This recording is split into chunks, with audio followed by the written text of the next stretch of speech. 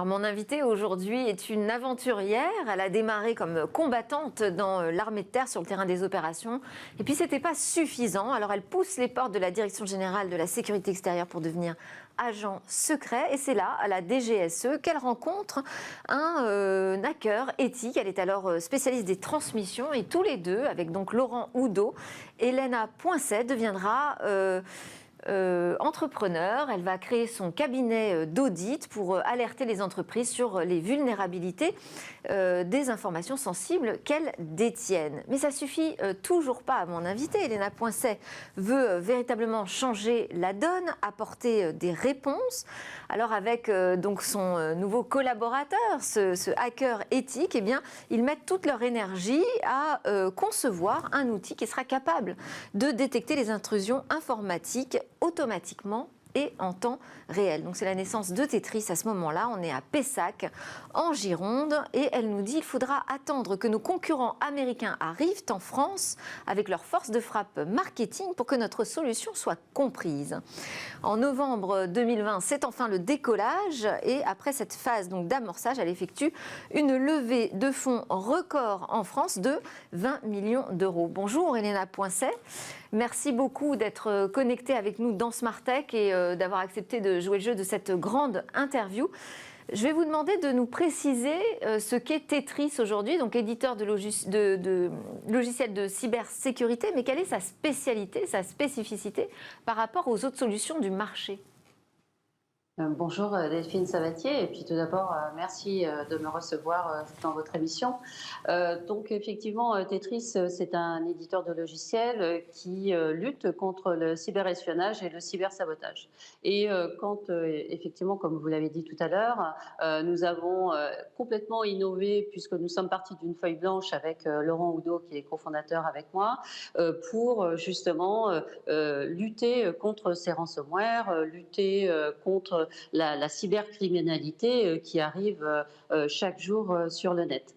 Et donc, dès le départ, nous avons imaginé qu'il y aurait déjà une pénurie d'ingénieurs cyber et aussi IT en France. Et donc, nous avons hyper automatisé, en y associant du deep learning, du machine learning, de la robotisation. Et nous avons conçu notre entreprise comme l'industrie 4.0, c'est-à-dire toute une masse de robotisation qui est là et qui travaille en permanence 24 heures, 7 jours sur 7 pour nos clients, et qui agrège et détecte et neutralise en temps réel et sans action humaine les cyberattaques qui arrivent, que ce soit sur un ordinateur, que ce soit sur un serveur dans une entreprise, où on lutte aussi contre les menaces sur les téléphones portables. Aussi, tout ce que les sociétés peuvent mettre dans le cloud, puisque à l'heure d'aujourd'hui, beaucoup de sociétés partent dans le cloud, et aussi tout ce qui est flux réseau que l'on peut trouver dans une entreprise. Et tout ça, tout ce micmac numérique, j'allais dire, c'est même cette jungle numérique, nous permet d'avoir qu'un seul front-end, un cockpit global, et qui permet à nos partenaires, aux analystes qui sont dans des SOC, des Security Operations Center, de pouvoir analyser et tout de suite répondre, remédier et alerter les équipes de nos clients. Donc la spécificité, c'est vraiment ce tout automatique, en fait. C'est là où il a fallu évangéliser à un moment. Et vous dites qu'encore aujourd'hui, vous êtes finalement l'unique alternative européenne aux acteurs internationaux sur ce créneau spécifique. C'est compliqué d'être tout seul ? Alors, non, en Europe, effectivement, notre Tetris XDR plateforme est la seule reconnue en Europe.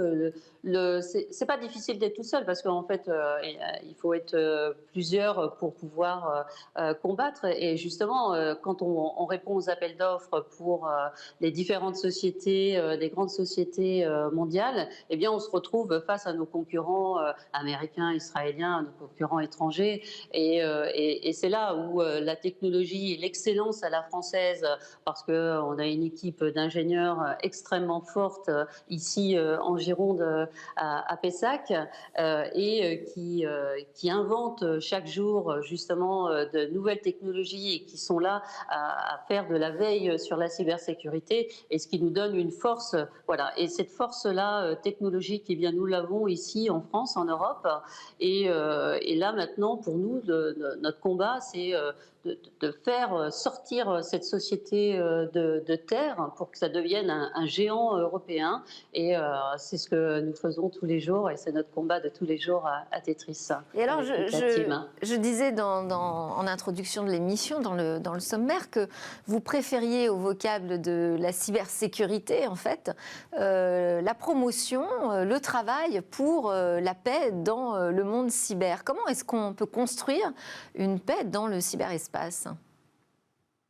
Eh bien, en fait, c'est pour tout simplement, on peut le faire.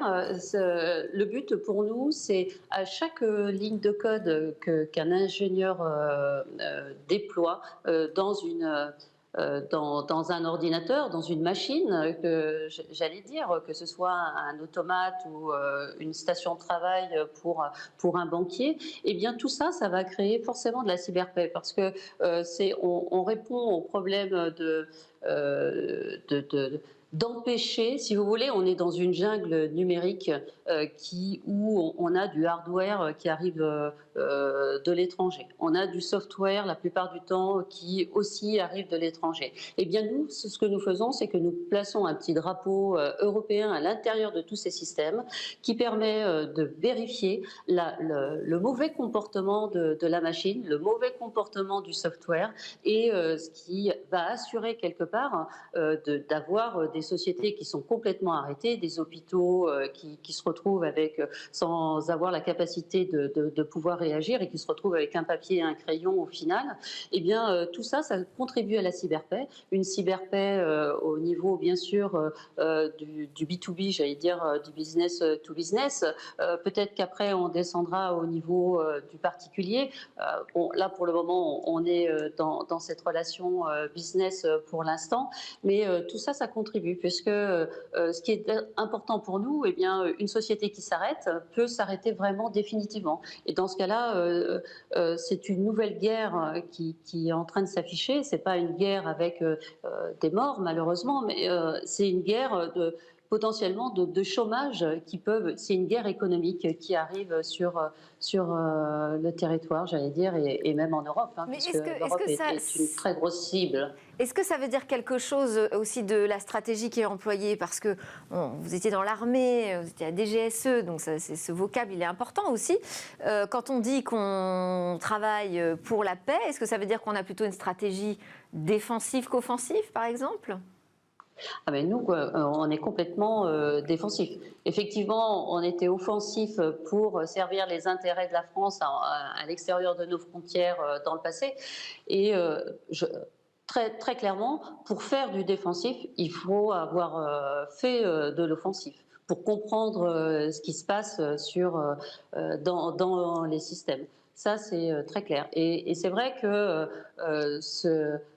servir la France, c'est ce que nous avons fait avec Laurent Oudot pendant toutes nos années. Et bien là, on sert de nouveau la France, mais sous une autre forme, en fait.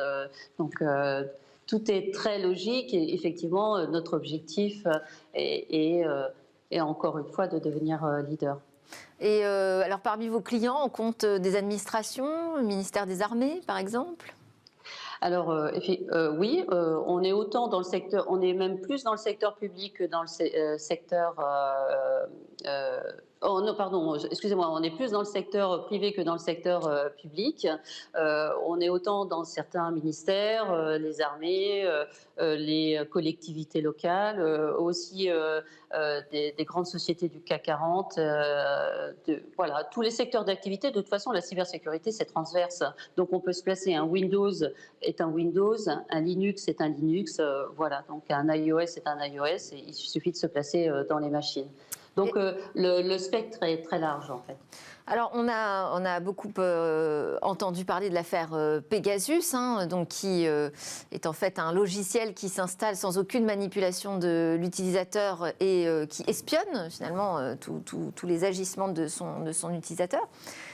Quels sont pour vous les vrais nouveaux enjeux, les nouveaux combats dans cette cyberguerre ?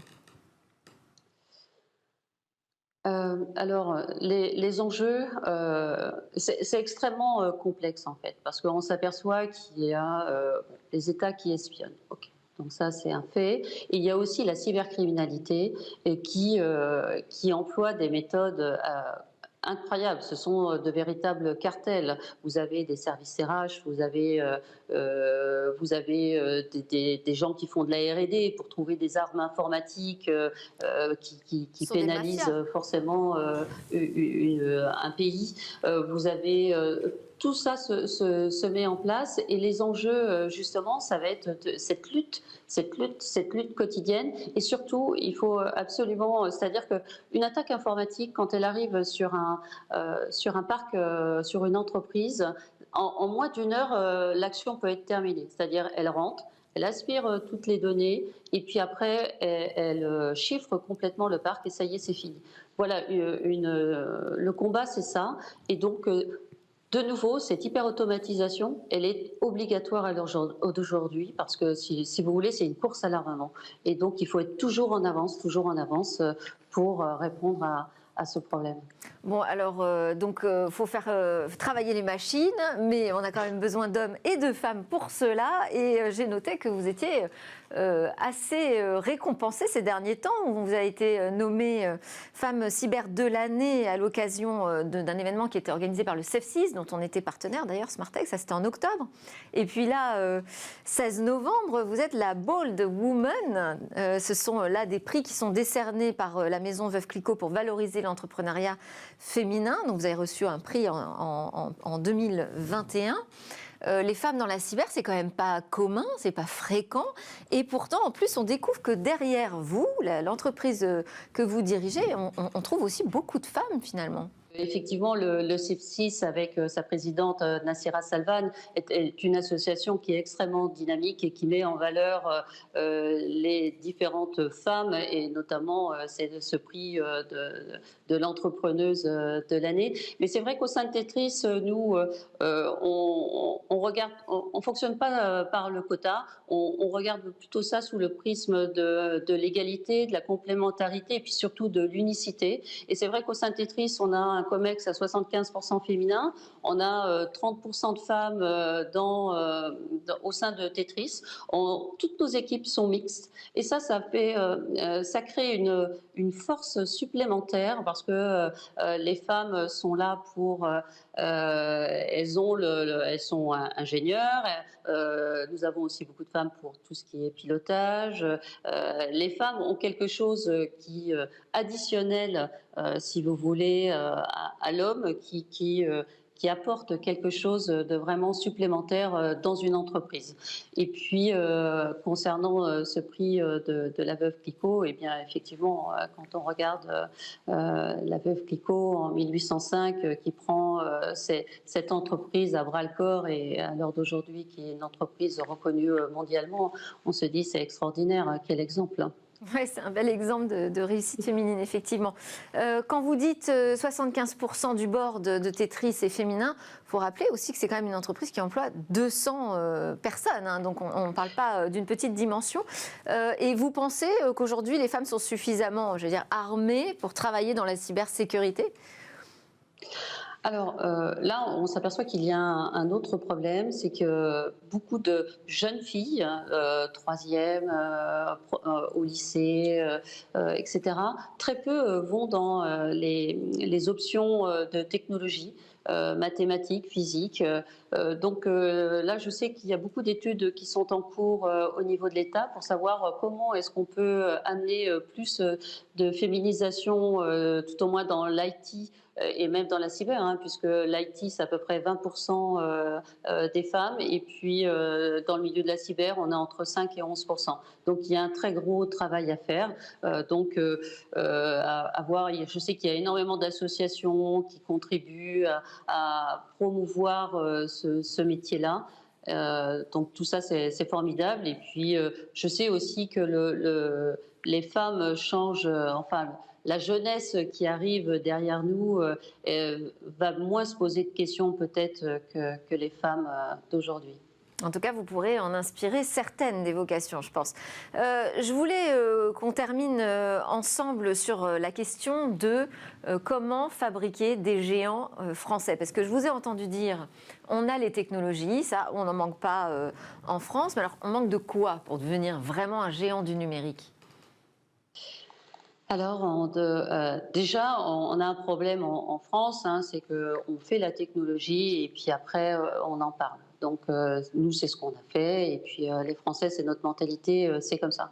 Effectivement, là, il va falloir qu'on déploie des moyens. Et puis, pour devenir une entreprise mondiale, eh bien, il faut se mondialiser. C'est-à-dire que nous, sur notre Tetris XR plateforme, bien sûr, nous avons nos produits propres, mais il faut qu'on s'accroche aussi aux produits étrangers, parce qu'une grande multinationale, eh bien, elle est répartie dans le monde entier. Et il faut un consortium, si vous voulez, une prise de décision globale au sein de l'entreprise pour pouvoir choisir les technologies. Donc il va falloir que nous, là, on déploie une énergie encore bien plus grande de ce qu'on vient de faire. Donc là, on part sur une série B. On va s'exporter, enfin, on recrute une équipe de business et de marketing en Allemagne, en Espagne. On va partir sur le Canada et aussi en Asie. Et tout ça, il va falloir qu'on monte et qu'on anticipe tous les métiers futurs pour devenir un géant et puis conquérir le monde. Voilà, c'est un petit objectif. L'aventure n'est pas terminée, je vois très bien ça, Elena Poincet, quand je vous entends. Donc ça veut dire qu'en gros, on ne peut pas y arriver tout seul, il faut travailler avec les autres puissants pour devenir également puissant. C'est ce que vous nous dites finalement. Exactement, exactement. Alors, j'ai dit qu'on terminait ensemble, mais ce n'est pas tout à fait fini parce qu'on a un petit format interview express à la fin de la grande interview. Donc là, je vous lance sur un mot et vous pouvez répondre de manière peut-être un peu plus personnelle pour qu'on apprenne à vous découvrir. Alors, je voulais commencer, Elena Poincet, par vos rêves. Ah ben, c'est que Tetris devienne un leader. Et alors, j'ai lu d'ailleurs dans une interview au Parisien, vous avez déclaré « Je n'ai peur de rien ». Vous n'avez vraiment aucune peur ? En fait, la seule peur qu'on doit avoir, c'est la peur de mourir. Au final, la peur de quoi ? On est dans un pays qui est extraordinaire. On peut toujours rebondir avec tout ce qui est mis, tout ce que l'État met en place pour un être humain. Donc, pourquoi avoir peur ? Pourquoi avoir peur, en fait ? Est-ce que vous avez des interrogations ? Non, là, j'ai pas d'interrogation parce que j'ai pas de crainte. Là, on va prendre tous les risques pour sortir Tetris de terre, comme je disais. J'ai pas d'interrogation en fait. J'ai que de la confiance dans toute la team. Vous avez peut-être plutôt une idée fixe, quelque chose qui vous poursuit ? Avancer, avancer. Et le futur, vous l'imaginez comment, Elena Poincet ?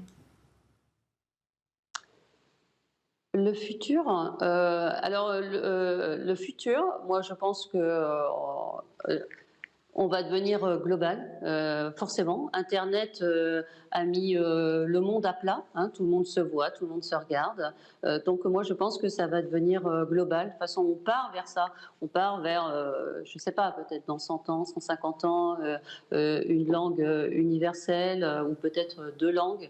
Je pense qu'il ne faut pas avoir peur de ça et il faut que tout le monde puisse vivre correctement, que tout le monde puisse montrer sa puissance. Je ne supporte pas le pouvoir qui est le pouvoir dominant en fait. Et la prochaine révolution dans la cybersécurité, justement, vous l'imaginez comment ? Quelle pourrait être cette révolution ? Alors ça, c'est très, très compliqué parce que les menaces évoluent tout le temps. Euh, je, je, je vais peut-être être bloquée là. Je pense que c'est encore une fois cette course à l'armement il faut suivre et, et regarder.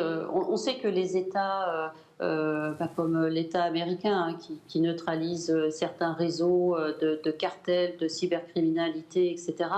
Mais je pense qu'il n'y a pas de limite de leur côté, du côté de la cybercriminalité. Donc il faut être extrêmement, extrêmement vigilant. Ça peut faire très mal. Ouais. Parce que on se rend compte aussi quelquefois dans des ordinateurs de personnes qui n'ont rien de spécial, hein, et on trouve un agent dormant, un petit agent dormant à l'intérieur d'un ordinateur, et ça veut dire quoi? Qu'il y en a peut-être beaucoup, et des millions dans différentes entreprises, et si un jour quelqu'un appuie sur le bouton et détruit tous ces ordinateurs, ça peut faire très mal et très peur. Merci beaucoup Elena Poincet, merci. Je rappelle que vous êtes cofondatrice et la présidente de Tetris, donc une pépite tricolore dans la cybersécurité, ou je devrais dire pour la cyberpaix. Merci à tous de nous